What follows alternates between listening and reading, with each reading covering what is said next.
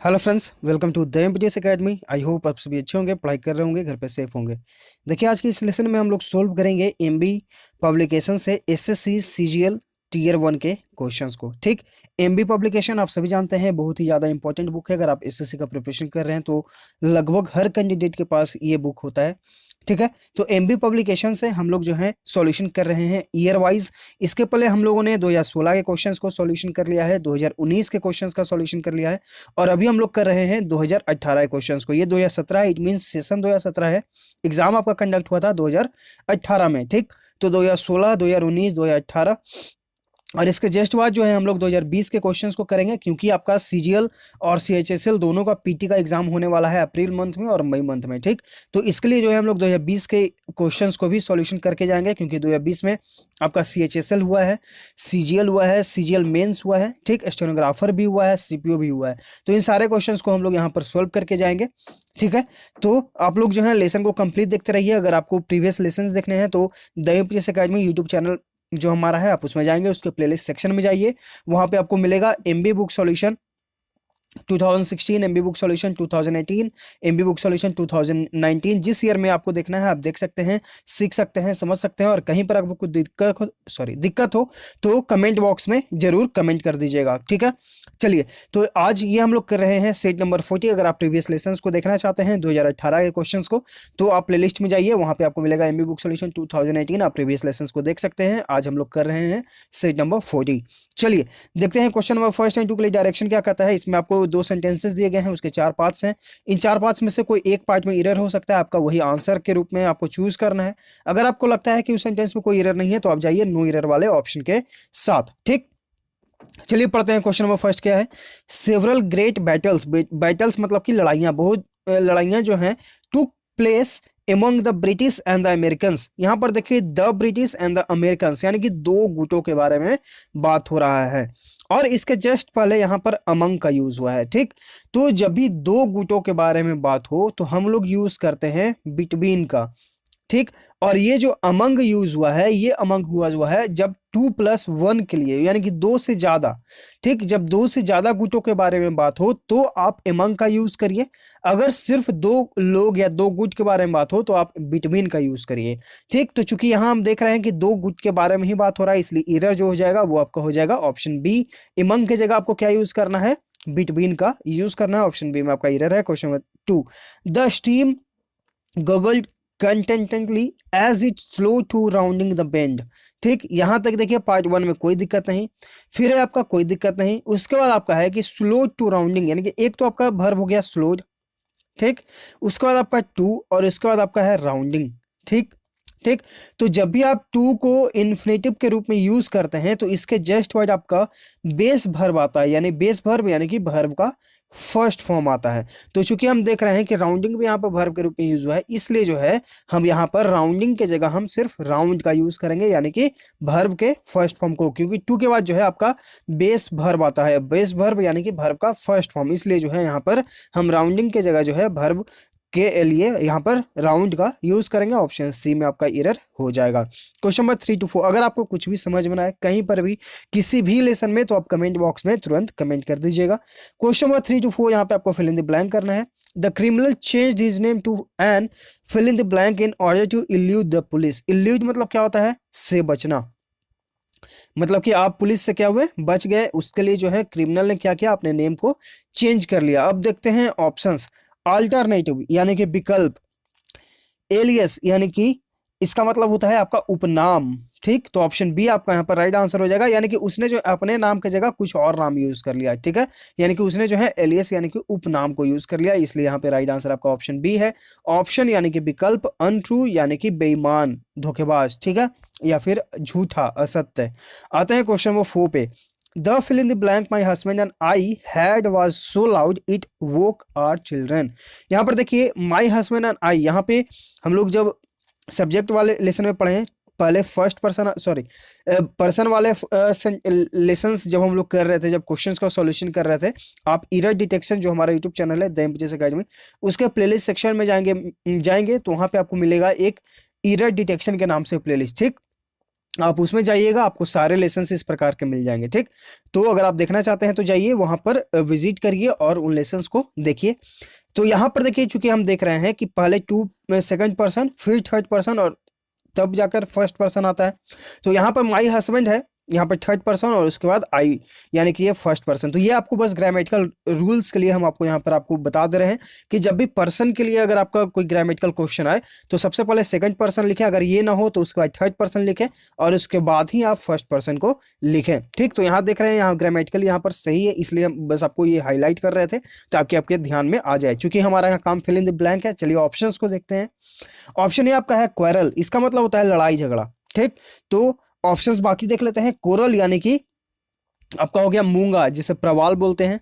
Morale यानी कि नैतिकता। लॉरेल मतलब क्या हो गया आपका, लॉरेल मतलब हो गया आपका चमकदार पत्तियों का एक पौधा।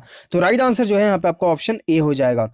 जो लड़ाई था मेरे हस्बैंड और मेरे बीच, ठीक है, वो इतना लाउड था, यानी कि जोरदार था कि उससे जो है बच्चे हमारे जाग गए। ठीक, तो यहाँ पर क्वारल यानी कि लड़ाई झगड़ा, ऑप्शन है आपका यहाँ पर राइट आंसर है। क्वेश्चन 5 to 6 यहाँ पे आपको सिमिलर वर्ड यानी कि सिनोनिम पहचानना है, यानी कि पर्यायवाची शब्द लीटर का।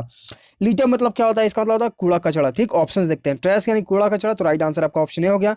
बाकी ऑप्शंस देखें तो ऑर्डर यानी कि आदेश देना, अगर वर्ब के रूप में यूज करेंगे तो आदेश देना, अगर नाउन के रूप में यूज करेंगे तो क्रम।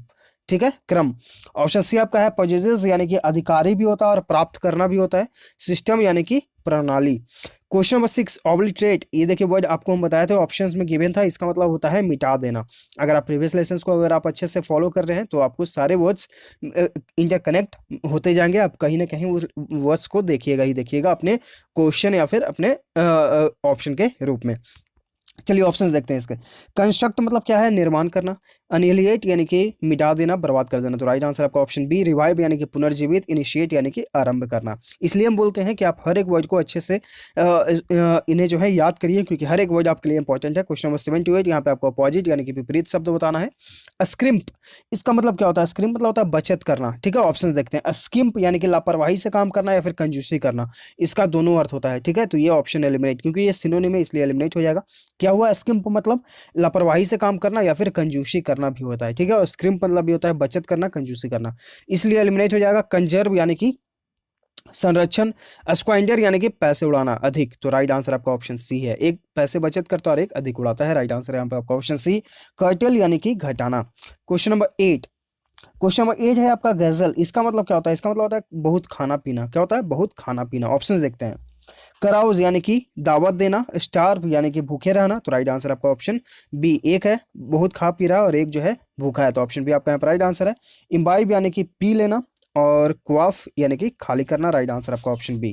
क्वेश्चन 9 to 10 यहाँ पे आपको आइटम का अर्थ बताना है। तो ही वो साई ऑफ रिलीफ, इसका मतलब क्या होता है, कुछ बुरा ना होना इसलिए आप खुश हुए, यानी कि आप सोच रहे थे कि कुछ बुरा होने वाला है लेकिन ऐसा नहीं हुआ इसलिए आप खुश हुए। ठीक, ऑप्शंस देखते हैं। To become very tired with routine और बोरिंग वर्क, यानी कि आप जो है बहुत थकान महसूस कर रहे हैं अपने काम के कारण।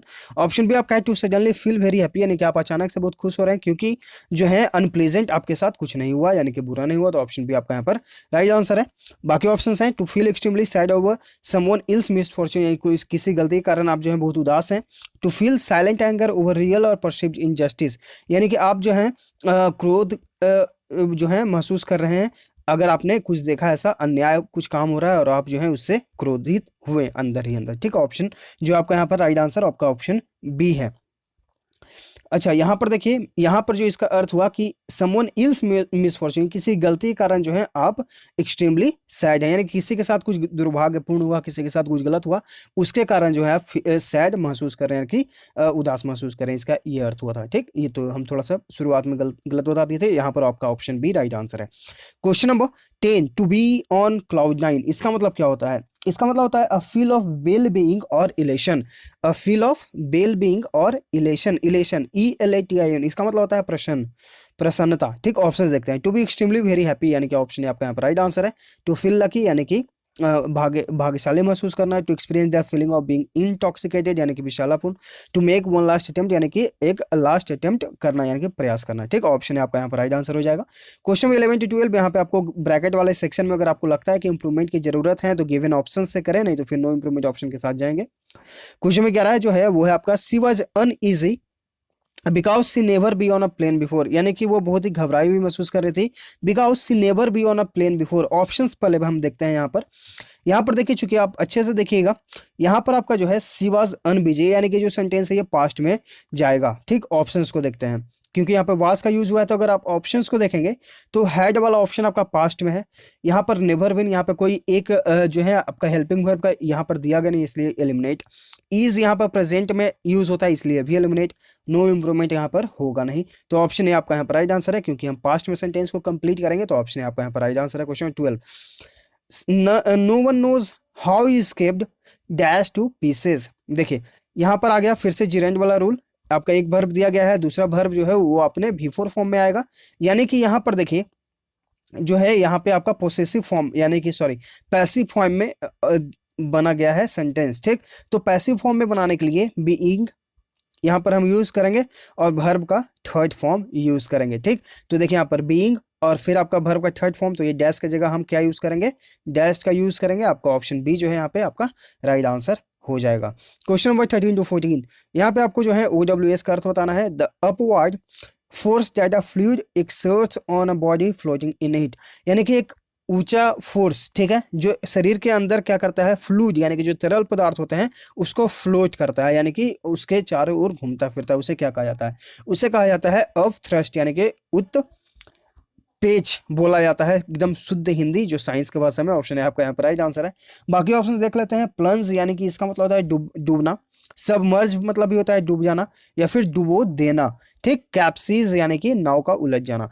Question number 14, the use of irony to mock और कन्वे कंटेम्प्ट, यानी कि आप किसी का मजाक उड़ा रहे हैं जिससे उसे बहुत ही बुरा लगता है। ठीक, यानी कि उसकी निंदा करने के लिए, उसका मजाक उड़ाने के लिए आप मतलब जो है व्यंग करते रहते हैं हमेशा। ऑप्शन देखते हैं। शंक्शन यानी कि स्वीकृति, मंजूरी। फ्लैटर यानी कि चापलूसी। कॉम्प्लीमेंट यानी कि प्रशंसा। सरकाज्म यानी कि व्यंग। तो राइट आंसर आपका ऑप्शन डी हो जाएगा। क्वेश्चन 15 टू 16, यहाँ पे आपको करेक्टली वर्ड जो है वो चूज करना है। तो यहाँ पर जो वर्ड्स लिखे गए हैं वो हैं थ्रैशिंग। थ्रैशिंग मतलब क्या होता है, थ्रैशिंग मतलब होता है ताड़ना। ठीक, क्या होता है, ताड़ना, या फिर निंदा करना भी होता है, कंटेम्प्ट। ठीक, ऑप्शन डी आपका यहाँ पर राइट आंसर है, THRASHING। क्वेश्चन नंबर 16, कंसेंसस मतलब होता है आम सम्मति। यहाँ पर जो करेक्ट स्पेल्ड है वो है आपका option C, CONSENSUS, consensus. Consensus मतलब होता है आम सहमति, यानी कि सभी लोगों की सहमति को। Option C. Question number 17 to 18, यहाँ पे आपको सेंटेंस अरेंज करना है और इसके बाद आपको राइट आंसर अपना चूज करना है। उसके लिए क्या हम लोगों ने सीखा है कि चारों सेंटेंसेस को पढ़ेंगे, उसमें से एक सब्जेक्ट निकालेंगे और उसके बाद कनेक्ट करेंगे। चूंकि आपको यहाँ पर ऑलरेडी एक सब्जेक्ट दिया गया है, इसलिए आपको क्या करना है, उसे बस कनेक्ट करना है। तो देखिए पढ़ेंगे एज फॉर आवर सेल्फ, यानी कि हमें अपने खुद के लिए। We were contented with, content मतलब क्या होता है, संतुष्ट होना। वी वेयर कंटेंट, यहाँ पे आपका सब्जेक्ट आ गया और इसके बाद आपका यहाँ पर हेल्पिंग वर्ब। चूंकि यहाँ पर आप हेल्पिंग वर्ब कहीं पर यहाँ पर दिया गया नहीं है, इसलिए हम इसे के साथ नहीं जाएंगे। ऑप्शन यानी कि आपका जेड के साथ आपका सेंटेंस शुरू होगा। ठीक, वी वेयर कंटेंटेड विद, यहाँ पर आपको ये ध्यान रखना है कंटेंट के साथ प्रीपोजिशन भी ध्यान रखना है, तो इसके साथ होता है प्रीपोजिशन विद का यूज, इसका मतलब होता है संतुष्ट होना। वी वेयर कंटेंटेड विद, तो अगर हम जेड के साथ सेंटेंस को शुरू करेंगे तो ऑप्शन सी और ऑप्शन बी आपका एलिमिनेट हो जाएगा। वी वेयर कंटेंटेड विद, तो किस चीज से आप संतुष्ट होते थे, ठीक है, हम लोग संतुष्ट होते थे a good wash and combining our hair, यानी कि हम लोग जो है खुश होते थे कि हमारे बाल जो है अच्छे से धुल जाएं और हम उसे अच्छे से बांध सकें। ठीक, तो यहाँ पर जो आपका राइट आंसर हो जाएगा वो हो जाएगा आपका ऑप्शन डी, ZYX। ठीक, question number 18, if there is a, तो यहाँ पर आपको क्या करना है, फिर से यहाँ पर करना है। तो इफ देयर इज अ, उसके बाद देखिए यहाँ पे क्या आना चाहिए, नाउन आना चाहिए। तो यहाँ पर देखिए नाउन आपका यहाँ पर चेंज के रूप में है। Is there is a change in brain activity of a certain, certain, उसके बाद आपका क्या है, तो certain kind there has to be a corresponding sensation, यानी कि ये आपका लास्ट सेंटेंस है, यानी कि एक्स आपका जो है यहाँ पर आपका लास्ट सेंटेंस होगा। तो देखिए एक्स सेंटेंस किस में है, लास्ट, जेड के साथ शुरू होता है, ZYX आपका ऑप्शन भी यहाँ पे राइट आंसर है। अगर आपको इसका PDF चाहिए तो हमारा टेलीग्राम चैनल है द एपीजेस अकेडमी, डिस्क्रिप्शन में उसका लिंक दे दिया गया है, आप वहाँ से जाइए और ये PDF जो है हम लेसन अपलोड करने के बाद ही वहाँ पर शेयर कर देते हैं, तो आप चाहें तो खुद से भी प्रैक्टिस कर सकते हैं। क्वेश्चन नंबर 19, यहाँ पे आपको एक्टिव पैसिव वॉइस बताना है। The fire destroy the whole neighbourhood, देखिए टेलीग्राम चैनल पर जो है आपको रिसेंटली में IB के लिए करंट अफेयर्स के PDF शेयर किए जा रहे हैं, IB के लिए OWS शेयर किए जा रहे हैं, IB के लिए जो है आइटम्स शेयर किए जा चुके हैं। आज वो लेसन खत्म, आज से हम लोग OWS सीख रहे हैं। वहाँ पे आपको ये सारे जो है PDF फॉर्म में दिए जा रहे हैं, खासतौर पे IB के लिए ही। ठीक, ये जो करंट अफेयर्स है, आपको अगर NTPC का एग्जाम दे रहे हैं तो मे भी आप उसमें भी यूज कर सकते हैं। ठीक है, करंट अफेयर्स का तो कोई और छोर नहीं है ना, वो कहाँ से किस एग्जाम में आएगा। तो करंट अफेयर्स आप किसी भी एग्जाम के लिए, और खास बात यह है इस करंट अफेयर्स में कि हम लगभग 1 साल के जो है इंपॉर्टेंट करंट अफेयर्स उसमें जो है हम आपको प्रोवाइड कर रहे हैं डेली। अभी तक हम लोगों ने शायद 200 करंट अफेयर्स वहाँ पर देख लिए हैं PDF फॉर्म में। हम नंबरिंग नहीं करते हैं, बस ये एरो वाला साइन देके हम वहाँ पे काउंट नहीं करेंगे, लेकिन फिर भी जो है आप मान सकते हैं कि हाँ हम लोग 200 प्लस करंट अफेयर्स क्वेश्चंस कर लिए हैं। IB के लिए वो सफिशिएंट होगा, और वो सारे इंपॉर्टेंट जो करंट अफेयर्स हैं, सारे के सारे इंपॉर्टेंट करंट अफेयर्स हैं। ठीक है, हम मेरा टारगेट है कि आपको 500 के आसपास हम करंट अफेयर्स दे दें, ताकि IB में जितनी प्रकार क्वेश्चंस आए आप सोल्व कर सकें करंट अफेयर्स में। ठीक, और इसमें आपको कुछ GS के स्टैटिक पोर्शन भी मिल जाएंगे।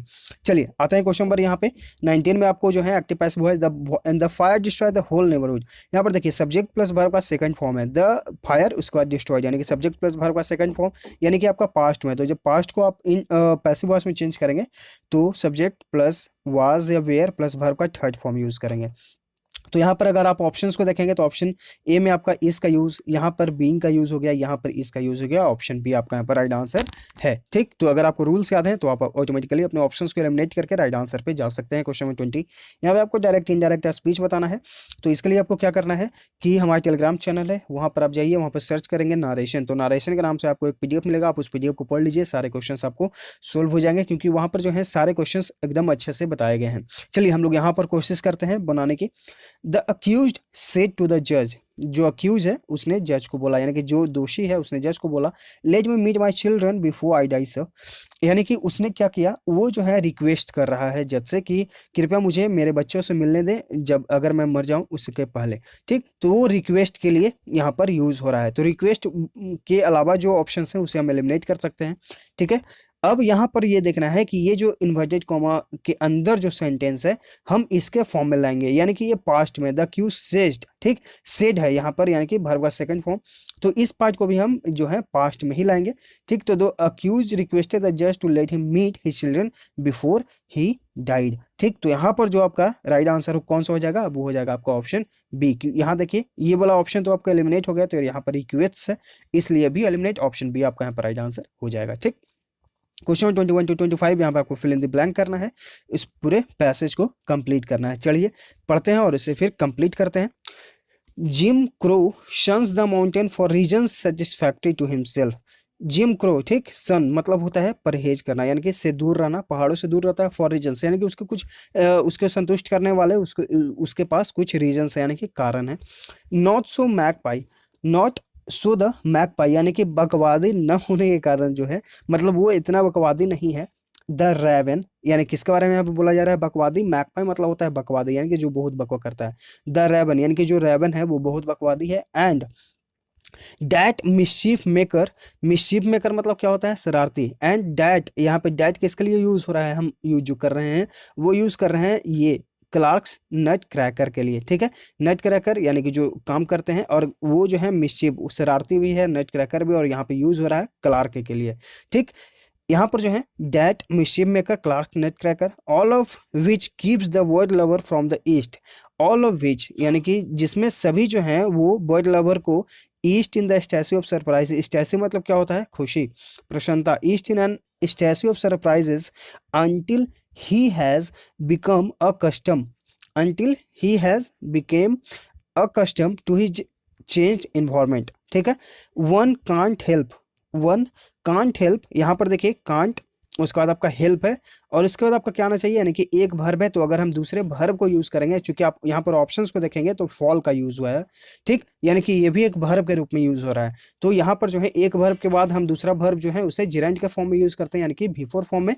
तो यहाँ पर हम जाएंगे फॉलिंग के साथ, has custom to his change environment, one can't help falling into the speculative, speculative मतलब क्या होता है, काल्पनिक mood, in view of the sharp contrast between, किसके बीच, तो जो वर्ड्स हैं ईस्ट से और जो वर्ड्स आए हैं वेस्ट से, उनके बीच जो कॉन्ट्रास्ट है, ये यहाँ पर वो काल्पनिक मतलब कि ऐसा मूड, वो मतलब कल्पना में ऐसा वो देख रहा है। ठीक है। तो यहाँ पर ये है इस पूरे पैसेज का अर्थ और यहाँ पर ये सेट नंबर 40 का पूरा डिटेल में सॉल्यूशन भी।